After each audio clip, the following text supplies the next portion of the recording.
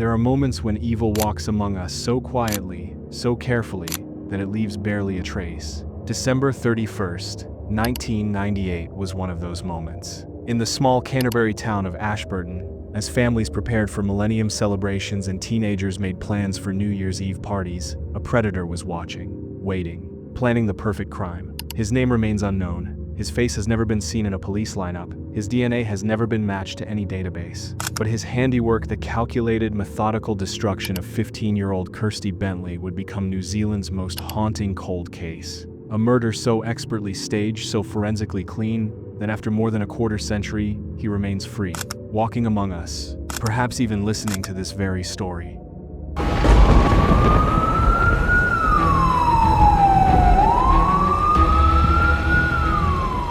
The summer heat was already oppressive when Kirsty woke up that morning. The temperature climbed toward what would become a blistering 34 degrees Celsius. For a teenager accustomed to small-town routine, the warmth and brightness promised the carefree day ahead. Kirsty was excited. Her boyfriend Graham was expected to spend the night, much to her parents' disapproval, especially her father Sid, a man burdened by alcoholism and haunted memories from his time in the Royal Navy. The night before, Kirsty had argued fiercely with him about Graham staying over. But on the morning of the 31st, all seemed forgiven, if only temporarily. Kirsty met her best friend, Lee Ann Jellyman, for a morning at the Ashburton Library. They whispered about summer plans and shared childish giggles amid bookshelves. After browsing, they stopped at the local dairy for treats before heading to McDonald's, a place ordinary in every sense, yet that day, a fateful crossroads. Over greasy fries and a burger, they laughed and shared secrets. Little did Kirsty know that the meal she enjoyed would later become an eerie forensic timestamp undigested in her stomach, marking the final hours of her life with chilling precision. At 2:30, Leanne's sister drove Kirsty back home. The quiet red brick house on South Street held only Kirsty's older brother John, who was immersed in music, oblivious to the day unraveling before him.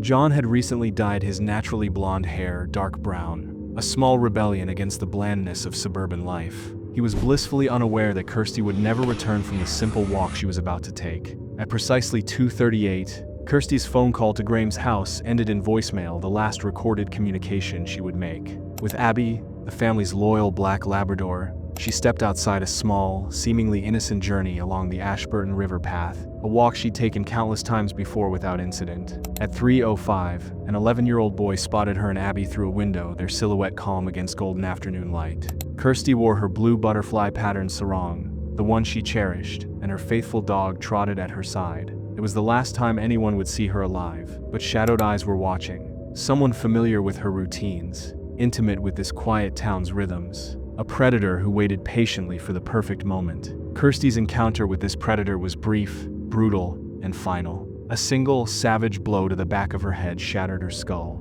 The force was so overwhelming that unconsciousness would have come immediately. Moments later, this vibrant life was extinguished. But death was not the killer's endgame. What followed was a cold, callous orchestration of deception, designed to mislead and confuse. The killer transported Kirsty's lifeless body, and Abby, somehow still alive, to the lonely, unforgiving expanse of Camp Gully in Rakaya Gorge, 40 kilometers away. The landscape was merciless. Dense gorse, blackberry thickets that tore at skin, and steep embankments covered in thorns and brambles. Any movement through this patch of wilderness at night would leave marks, scratches, blood, broken branches. Yet the killer navigated the treacherous terrain with practiced precision, laying Kirsty's body carefully beneath the young pines in a fetal position, offering a macabre kind of grace amid horror, blanketing her with branches and bracken, as if trying to shield her from the very world that had betrayed her. This act would puzzle and haunt investigators. It was no stranger's rage unleashed, but the twisted tenderness of someone who cared, someone who could neither let go nor confess. The deception escalated. During the 17 hours spanning Kirsty's disappearance and Abby's discovery, the killer staged an elaborate false crime scene within Ashburton itself. The next morning, searchers found Abby, tied to a tree near the Ashburton River, her leash unfamiliar to the Bentley family. The sight was disturbing. The dog was dehydrated and utterly silent. No barking, no whimpering, no whines.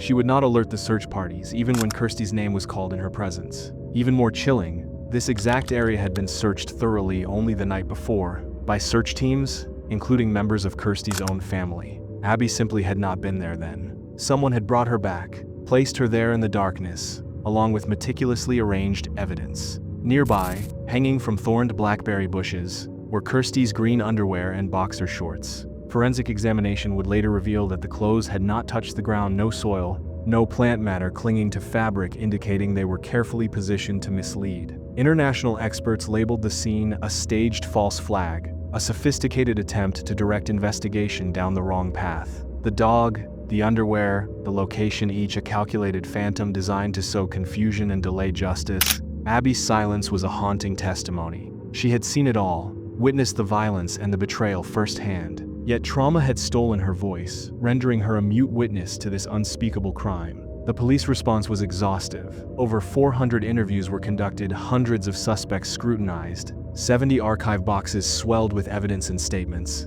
But the killer's craft was masterful. No DNA, fingerprints, or credible witnesses ever linked to him. As traditional leads dried, suspicion turned inward, toward Kirsty's family. Sid Bentley, a man battling alcoholism and anger, shifted his story multiple times, his alibi fractured by contradictions. John Bentley, the older brother, faced suspicion over inconsistencies and a fracturing family dynamic. Despite exhaustive luminol testing and searches, no forensic evidence was found to implicate either. Public suspicion, however, left wounds deeper than any physical scar. John faced public vitriol. Sid lived under a cloud of whispered condemnation. Complicating matters were other dead-end leads. A local man, Charlie Smith, alleged to have boasted of involvement before altering his truck's color. Reports of a distinctive green camper van seen near Kirsty's last known whereabouts, which vanished without trace. Loose connections to cannabis growers familiar with secluded parts of Canterbury, transient drifters and sex offenders who came and went from the town.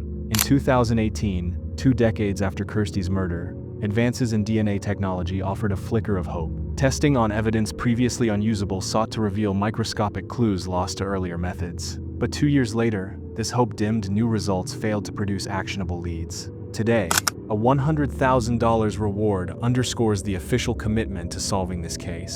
Detective Inspector Greg Merton remains steadfast, convinced the killer was local, maybe known to police, hiding in plain sight behind a mask of normalcy. The human cost is immeasurable. Kirsty's mother left Ashburton, seeking refuge from memories too agonizing. Sid Bentley died in 2015, secret burdens unspoken, his will silently symbolic, his son excluded. Friends frozen in grief replay that last day, endlessly, unable to reconcile the cheerful goodbye with the brutal fate. And Abby, the once lively Labrador, never found peace, her silence an eternal reminder of trauma no words could capture. More than a quarter century has passed since Kirsty's steps faded along that river path. Her killer walks free. Time moves forward, science advances, whispers grow louder. But until justice is served, until that shadow is banished from Ashburton forever, Kirsty Bentley's story remains an echo, a haunting refrain etched into the soul of a nation.